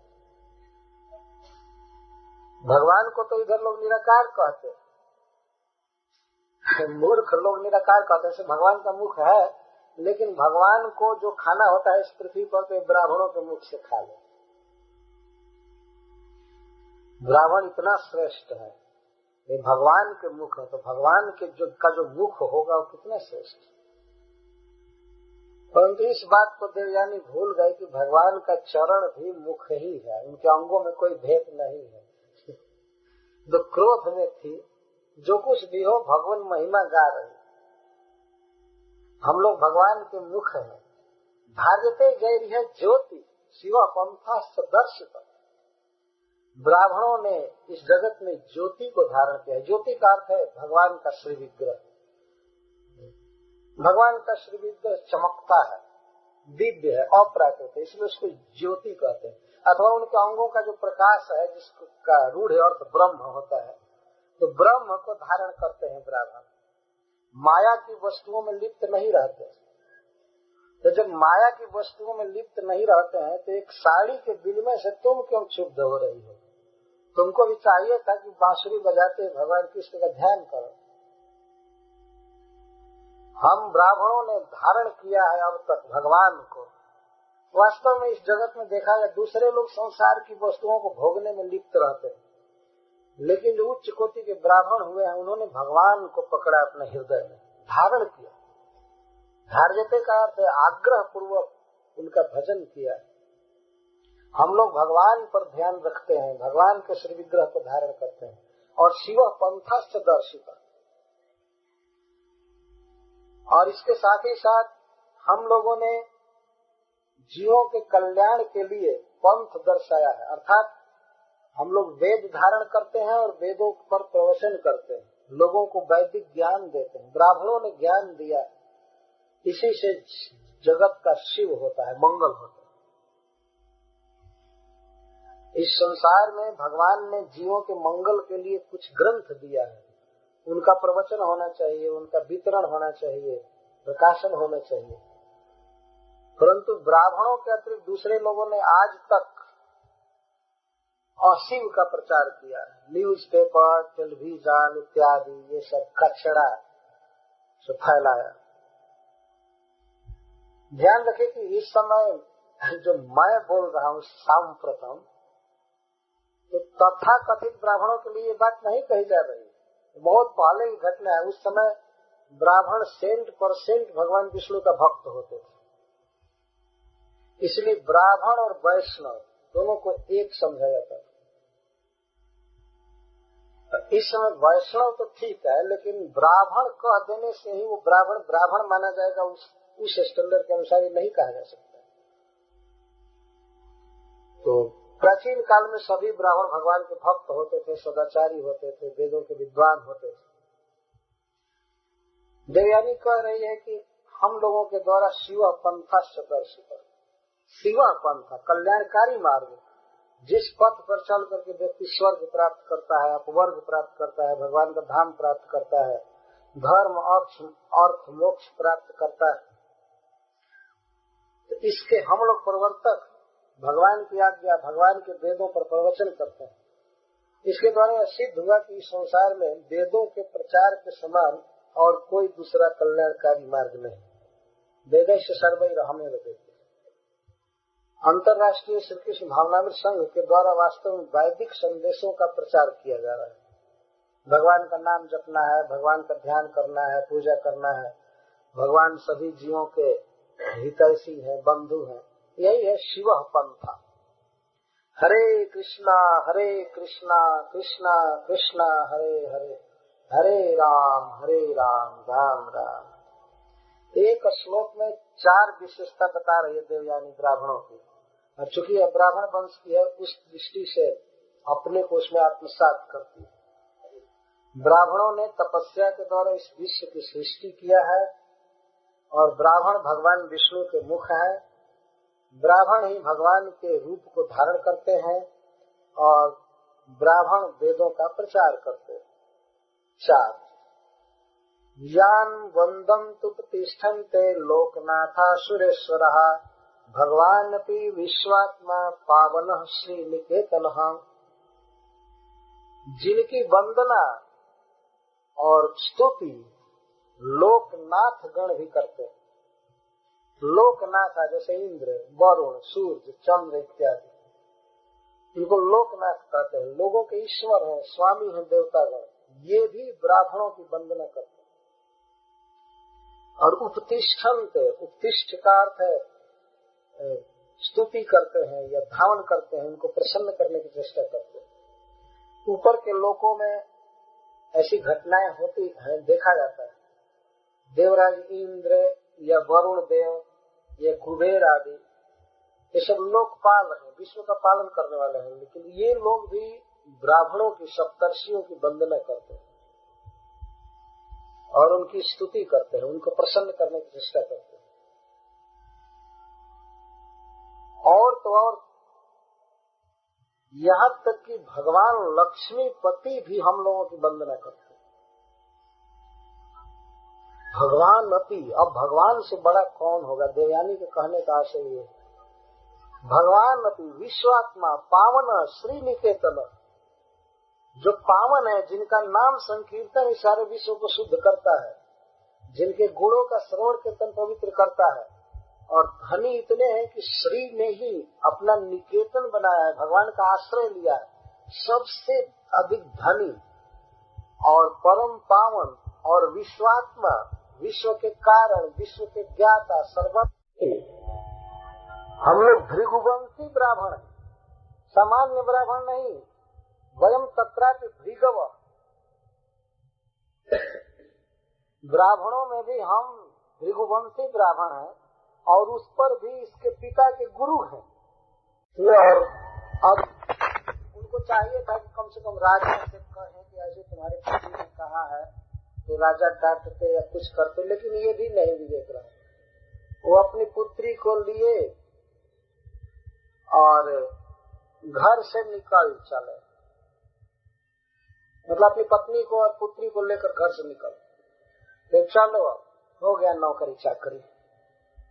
बहुत दुखी थे। इतना बड़ा विद्वान व्यक्ति क्या जी नहीं जाएगा कहीं से भीख मांग कर, चुन करके, खा करके? चल दी। वृषपर्वा जी को ये पता चला कि हमारे गुरु महाराज राजधानी छोड़कर जा रहे हैं, वो तो हाहाकार करने लगे, क्योंकि शुक्राचार्य की कृपा से ही ये लोग बचते थे। देवताओं को पता लगेगा कि शुक्राचार्य ने छोड़ दिया, तो उसी समय आक्रमण करके इनकी हालत बिगाड़ देते हैं, बहुत मार पीट करते। तो वृषपर्वा जी घबरा गए। प्रत्यानीक विवक्षिता, शत्रु क्या करेंगे, देवता आदि कितना आक्रमण करेंगे, इसका विचार करके वे गए तुरंत तो अभी तो अपना थोड़ा सामान लेकर के शुक्राचार्य निकले थे, और जो राजकीय सामान था उनके भवन में, फर्नीचर वगैरह चाहे कुछ भी, उसको तो पटक पटक कर जा रहे थे कि राजा का दिया हुआ कुछ नहीं रखे, सब फेंक फाक करके जा रहे थे। अपना वेद शास्त्र भागवत उठाए होंगे वही लेकर के जाने लगे। तो पथ में पथी गुरु प्रसाद मूर्धना पादे उपदित जाकर बृहस्पति महाराज अपने पुत्री के अपराध को अपना अपराध मान करके और गए और चरण में सीधे गिर गए। पतित आनम में शब्द रहता तो उसका अर्थ होता नवा करके, सीधे गिर गए। दुहाई नाथ, ऐसा न किया जाए, ऐसा न करे, मैं आपका पुत्र हूँ, आप रक्षा कीजिए, जो दंड देना हो दीजिए, लेकिन जाइए मत। तो जब राजा आ करके मस्तक पटक करके सिर में रोने लगा और विनय करने लगा, तो क्षणार्ध मन्यु भगवान श्री सुखदेव गोस्वामी शुक्राचार्य के लिए बारंबार भगवान शब्द दे रहे। भगवान काव्य क्षणार्ध मन्यु, भगवान भार्गव क्षणार्ध मन्यु। शुक्राचार्य का क्रोध क्षण भर के लिए, आधा क्षण के लिए, उधर प्रणाम करना और क्रोध समाना, इसी को ब्राह्मण कहते हैं, बड़ा कहते हैं। कहा जाता है कि बड़े लोगों का क्रोध कब तक रहता है? आप प्रणामांता कोपा, उनका क्रोध प्रणाम तक रहता है। कितना भी क्रोध किए हों, लेकिन कोई व्यक्ति आकर के प्रणाम कर दे तो क्रोध समाप्त। जिस पर क्रोध हुआ है और आकर के प्रणाम कर दे तो ठीक, कोई बात नहीं, खत्म, क्रोध खत्म हो गया। क्योंकि भगवान जितेंद्रिय, इसका अर्थ यह हुआ जो अपने इंद्रियों पर विजय पाले, क्रोध पर विजय पाले, वह भी भगवान ही है। एक प्रकार क्षणार्ध मन्यु, और यहाँ भगवान का अर्थ दयालु, दयावान। अब तक जिस शिष्य को पोषे थे, दैत्यों को बढ़ाए थे, तो के वो छोड़े? काटिए नाथ विष हूँ को रूख लाई, विष का वृक्ष भी रोप करके अपने से नहीं काटना चाहिए। तो श्रीपाद शुक्राचार्य ने सोचा कि यदि मैं छोड़ करके चला जाऊंगा तो देवता इन पर आक्रमण करेंगे, मारेंगे, पीटेंगे। तो उनका क्रोध शांत हो गया। तो शांत क्रोध हुआ तो उन्होंने कहा, कामोष्या क्रियता राजन नाम त्यक्तुम होत्सह। हे राजन, मैं अपनी पुत्री की अभिलाषा का त्याग नहीं कर सकता। ठीक है, मैं नहीं जाता हूँ, आपकी प्रार्थना स्वीकार करता हूँ, परंतु इससे पूछिए ये क्या चाहती है, इसकी इच्छा पूरी करनी पड़ेगी। आपकी पुत्री शर्मिष्ठा ने इसको कुआं में ढकेला था मरने के लिए, तो अब इसकी जो इच्छा हो आप पूरा कीजिए, तब मैं रहूंगा। अब क्या करें? बृहस्पति जी देवयानी से कहने लगे कि बेटी, शर्मिष्ठा भी मेरी बेटी है, तुम भी मेरी बेटी हो, तो पुत्री तुम्हारी जो इच्छा हो कहो। देवयानी अभी भी क्रोध में थी और उसने कहा, ठीक है, मेरा जहाँ विवाह हो, शर्मिष्ठा मेरी दासी बनकर के वहाँ जाए। उसने कहा था कि हम लोग उसकी दासी हैं, हम लोग कुत्ते। ऐसा उसको याद आ रहा था, तो मैं मेरा जहाँ विवाह होगा वहाँ दासी बन करके जाए। और धीरे से अपने पिताजी से उसने कहा, हाँ ये तो बात यहाँ हुई, दासी बन करके जाए। बताइए, राजकुमारी दासी बन करके जाएगी और ब्राह्मणी रानी बनकर रहे। ये दंड दिया गया शर्मिष्ठा को। ये सब ईश्वर की व्यवस्था है। इतने बड़े राजा की पुत्री दासी रहेगी और देवयानी रानी रहेगी। तो ये शर्त हुई। तो बृहस्पति जी ने कहा कि ठीक है मैं अपनी पुत्री से मिल करके बात करता हूँ। तो सब लोग लौटे रास्ते से लौट करके आए। महाराज विश्वकर्मा अपनी पुत्री से कहे कि ऐसी ऐसी बात है पुत्री। तो शर्मिष्ठा ने सोचा कि यदि मैं इस बात को स्वीकार नहीं करती हूँ देवयानी की दासी बनने का, तो हमारे परिवार पर बहुत बड़ा संकट आ जाएगा। यदि शुक्राचार्य नहीं रहेंगे तो किसी का जीवन नहीं बचेगा, देवता सबको समाप्त कर देंगे। तो अपने कुल की रक्षा के लिए, दैत्यों के हित के लिए उसने यह शर्त स्वीकार कर लिया। उसने कहा ठीक है पिताजी आप कह दीजिए, जहाँ उसका विवाह होगा वो हमें दासी बनकर रहूंगी। यह बात निश्चित हो गई और इसके बाद बहुत धूमधाम के साथ महाराज जजाति बारात लेकर के आए और विवाह हुआ। जब विवाह हुआ देवयानी के साथ,